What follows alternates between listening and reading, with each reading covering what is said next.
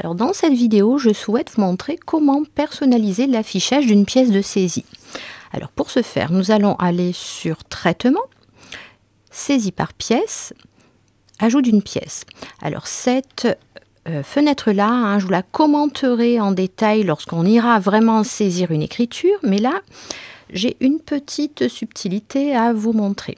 Alors, il est parfois nécessaire de personnaliser la grille de saisie à son utilisation. Donc, tout comme pour les listes de structures, on vient de le faire pour les tiers ou pour le plan comptable, je vais faire personnaliser la liste. Admettons que je veuille aussi saisir une quantité. J'ai besoin de la colonne quantité dans ma grille de saisie.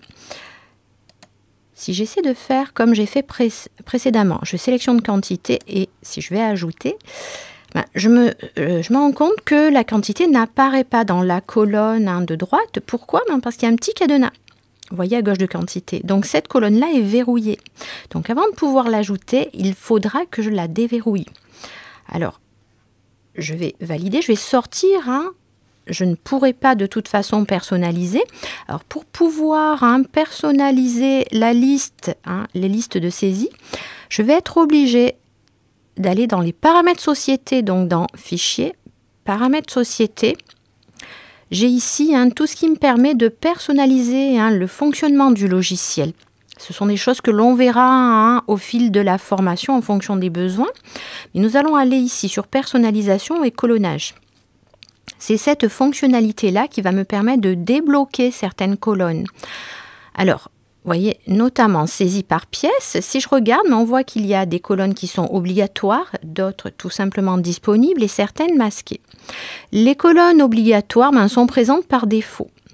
Les colonnes disponibles comme code taxe, par exemple, qui a été ici sur ce fichier-là installé, peuvent être installées, affichées librement. Par contre, les colonnes masquées, il faudra que je fasse un petit quelque chose pour pouvoir en disposer. Et c'est le cas, vous voyez, de ma quantité ici. La quantité est masquée, elle n'est pas disponible. Voilà pourquoi j'avais un petit verrou. Tout à l'heure, qu'est-ce que je vais faire? Je vais mettre ici, je vais en fait mettre cette information-là en disponible. Alors le petit truc, c'est finalement de mettre tout ce qui est masqué en disponible pour pouvoir disposer ensuite de ces informations-là librement. Sinon, vous allez être sans arrêt chaque fois que vous voudrez personnaliser une liste de saisie, vous allez devoir revenir faire cette action-là. Donc le mieux, c'est de le faire définitivement. Je vais valider. Je vais sortir des paramètres société et puis je vais refaire maintenant un clic droit pour personnaliser la liste. Et maintenant, je vais aller... Alors, il faut peut-être que je ferme et que je réouvre ma liste. Donc, je reviens sur Traitement, Saisie par pièce, Ajout d'une pièce. Et je vais refaire un clic droit pour personnaliser la liste. Et on peut maintenant constater que les informations qui étaient verrouillées tout à l'heure sont disponibles et notamment la quantité. J'avais un petit verrou. Je peux maintenant ajouter cette information-là.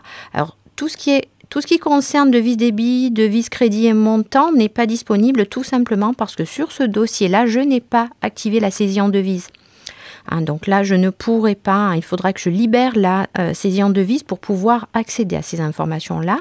Mais tous les champs, toutes les colonnes que j'ai débloquées avec les paramètres société et colonnage sont maintenant actives. Voilà, j'ai maintenant la quantité disponible. Je peux valider. Voilà, vous voyez l'information quantité est maintenant ici. Et je peux, si j'ai envie, déplacer cette colonne-là pour la voir disponible lors de la saisie. Voilà comment personnaliser une grille, une liste ajout de pièces.